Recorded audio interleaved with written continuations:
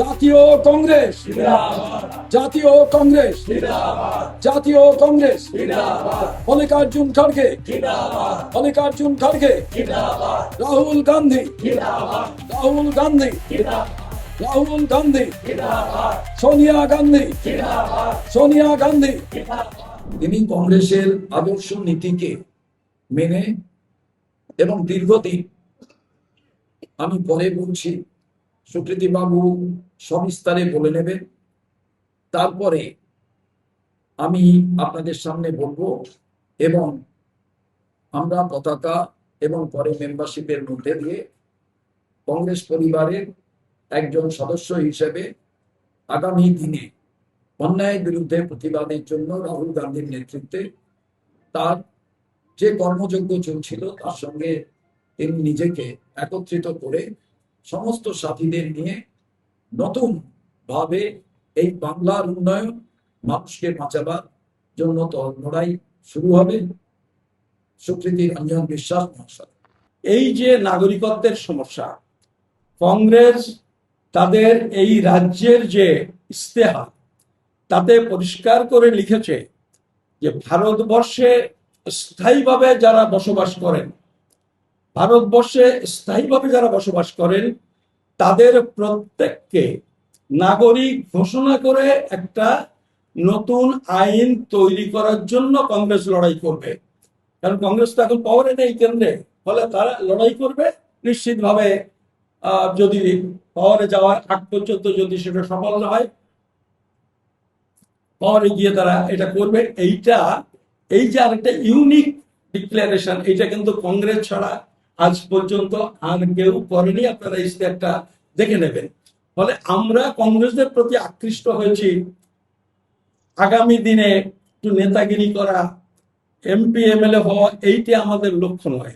তাহলে অনেক আগে আপনারা জানেন আমরা যে কাজ করি, যে কোনো পার্টিতে গেলে আমরা কোনো না কোনো একটা জায়গা আমরা পেয়ে যেতাম। আমরা এই সমস্ত কংগ্রেসের যে নীতি সমূহ সেইটাকে সামনে রেখেই আমরা কংগ্রেসে যোগদান করার সিদ্ধান্ত নিয়েছি। এবং আমার মনে হয় যে এইটা আজকের সমাজে, আজকে আমাদের দেশে সব থেকে প্রয়োজন। এবং সেই সঙ্গে আরেকটা ব্যাপার, আপনার সাথে আমার সাথে আপনারা একমত হবেন, কেউ হয়তো হবেন, কেউ হবেন না। আজকে দেশটাকে যদি এগিয়ে নিয়ে যেতে হয়, তাহলে কেন্দ্রে যে সরকার আছে, আমাদের রাজ্যেও যে সরকার গঠিত হয়েছে বিজেপি পার্টি, তারা যেভাবে মানুষের মধ্যে বিভাজন করে একটা অংশকে নিজেদের দিকে রাখার এই যে সর্বনাশা একটা লাইন, একটা রাজনৈতিক লাইন তারা গ্রহণ করেছে, আজকে এই বিজেপিকে ক্ষমতা থেকে নামানো হচ্ছে আজকে দেশের জন্য সব থেকে জরুরি প্রশ্ন।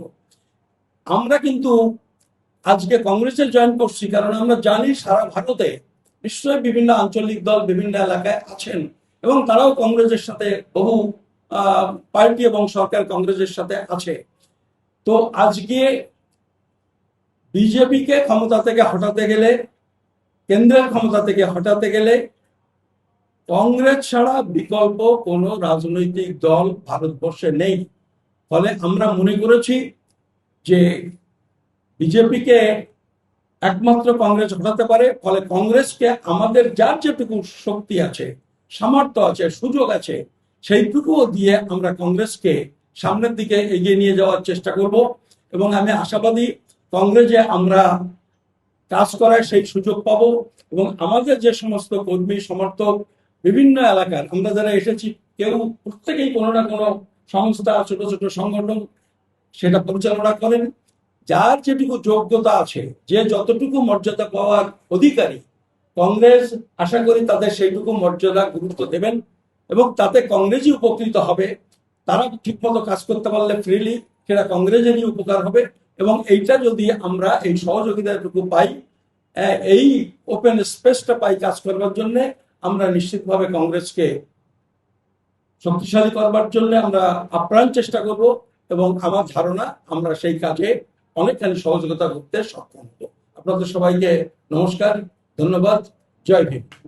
বাংলা হান্টের আরো খবর দেখতে নজর রাখুন। বাংলা খবর মানেই বাংলা হান্ট।